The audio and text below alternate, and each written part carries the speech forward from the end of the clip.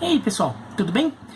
Bom, a notícia que acabou esquentando as conversas em torno do futebol brasileiro nesta terça-feira foi a demissão do Paulo Pelaipe, gerente de futebol do Flamengo, por escolha do Rodolfo Landim, a partir do presidente Rodolfo Landim do clube, a partir de um pedido do BAP, né, o Zé Eduardo Batista, o vice-presidente de Relações Exteriores do Flamengo, né. O Pelaipe foi informado por e-mail e o chefe direto a quem ele respondia, o Marcos Braz, que é o vice-presidente de futebol, que teoricamente é o patrão direto do Pelaipe, nem teria sido informado, ficou sabendo pelo Pelaipe depois.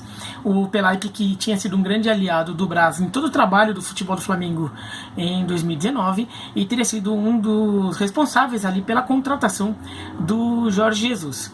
Bom, sobre o que está acontecendo no Flamengo, muita gente já está falando sobre isso, sobre essa briga política entre o BAP e o Marcos Braz, porque um lado está com ciúme do outro, tudo. Então eu não vou ficar explicando tanto essa parte aqui. Vou até deixar aqui embaixo o link para quem quiser ler e entender melhor essa questão, mas eu vou chegar em algo mais prático. No final das contas, o que isso impacta pro Flamengo, pro torcedor do Flamengo, pro time do Flamengo em campo, né? Não na política interna do Flamengo.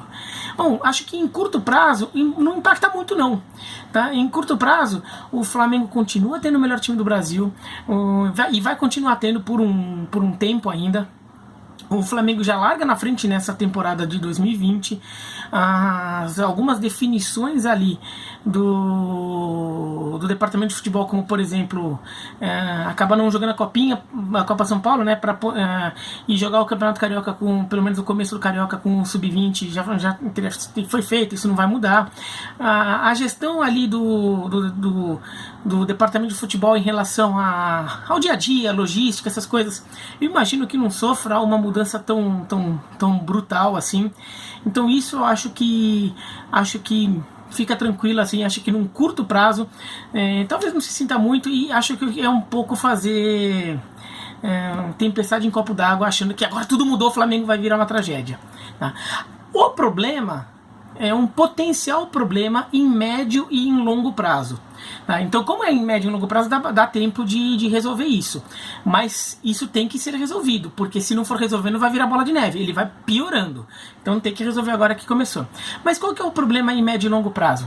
Bom, tá tendo uma briga de poder ali no departamento de futebol entre o Marcos Braz e o BAP. O grupo do Marcos Braz, o grupo político do Marcos Braz e o grupo político do BAP. E os dois se aliaram ao Rodolfo Landim para ajudar a levar o Landim à presidência do Flamengo.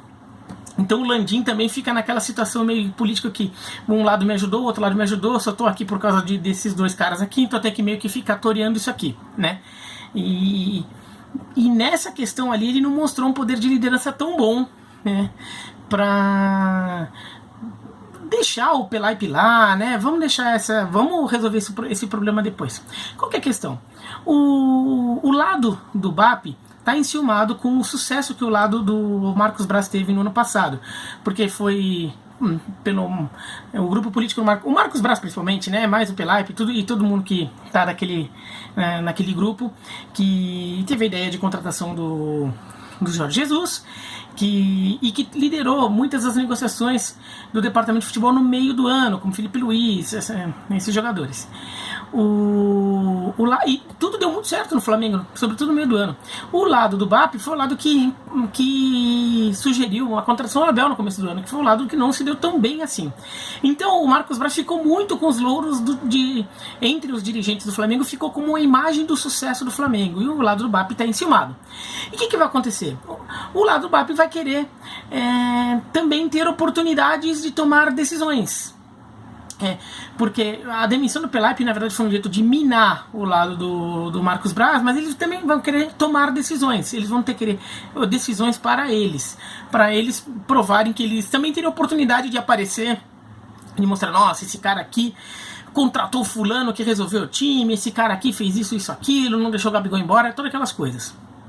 Então, o lado do BAP vai querer aparecer. E daí, em determinados momentos ao longo do ano, quando aparecerem situações em que o Flamengo tiver que lidar com tomadas de decisão de sua diretoria, como é que vai ser essa discussão?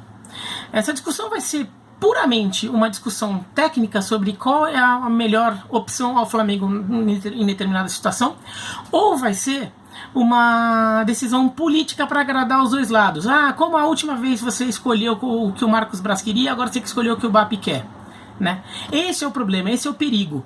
O BAP pode até acertar, o grupo do BAP pode até acertar em algumas das sugestões que vem a fazer, mas essa definição tem que ser feita porque se a sugestão for realmente a melhor e não se for o caso de ficar dando para um ou para outro para agradar todo mundo, porque nisso, em longo prazo, você pode ir somando más decisões no meio do caminho, somando pequenas instabilidades no meio do caminho, que em longo prazo pode ter um efeito maior e fazer com que o Flamengo, não que o Flamengo vai virar uma porcaria de time, não é isso, mas que o Flamengo perca todo esse encantamento que teve no ano passado e que tudo estava dando certo, todas as decisões funcionavam, havia uma certa harmonia de ambiente, apesar de ser um time em que haviam vaidades envolvidas ali dentro do grupo, até, por exemplo, o técnico virou uma figura muito importante, normalmente quando isso acontece incomoda jogadores, certos jogadores se tornaram figuras muito mais preeminentes que outras, como por exemplo o Gabigol, que é uma figura carismática, tudo,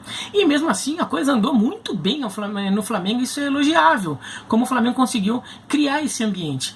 Agora, se você começa a somar instabilidades, pequenas decisões ali erradas, daí um conselheiro começa a tomar liberdade de falar certas coisas para um jogador ou para um empresário desse jogador, porque ele acha que ele tem que dar mais palpite do que ele tem tido oportunidade de dar, então ele começa a falar demais, não é falar para a imprensa, né? Falar ali, cochichar demais com um jogador, com o empresário, daí pode começar a criar alguns desconfortos ali, pode fazer com que o Flamengo não vai continuar sendo um time bom, mas talvez não seja um time tão forte quanto ele poderia ser.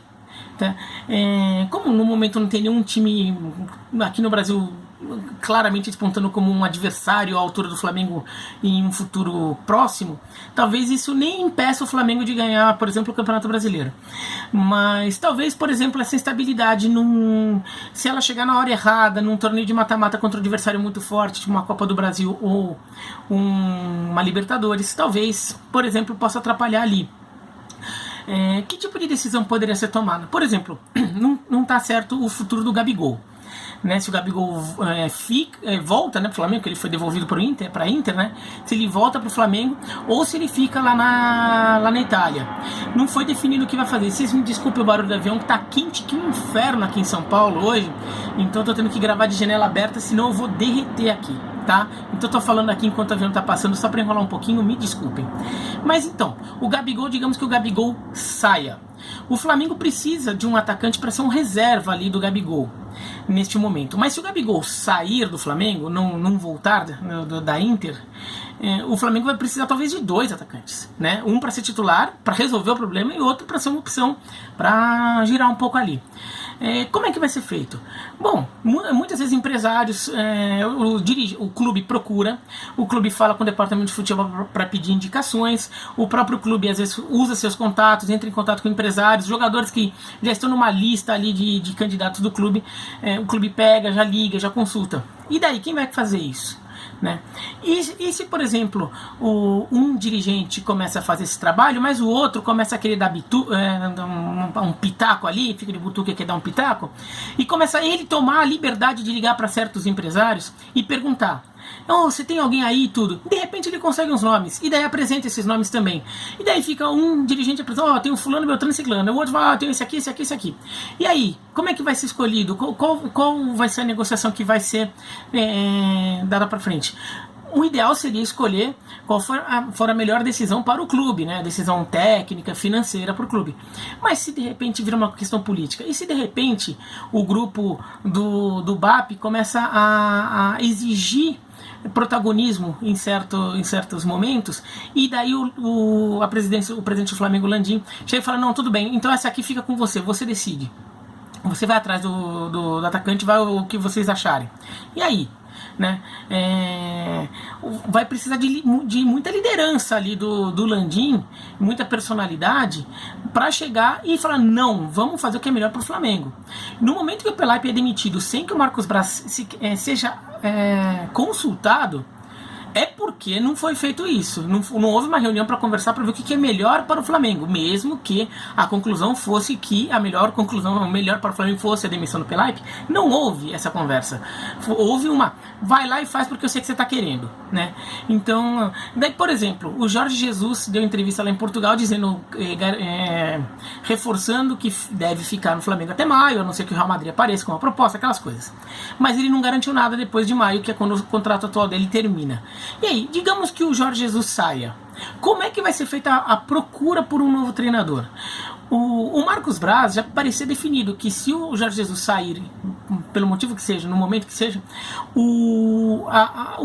a substituição dele será feita por um técnico, o substituto dele será um técnico estrangeiro, de preferência um português, ainda que tenha o Sampaoli aí, né,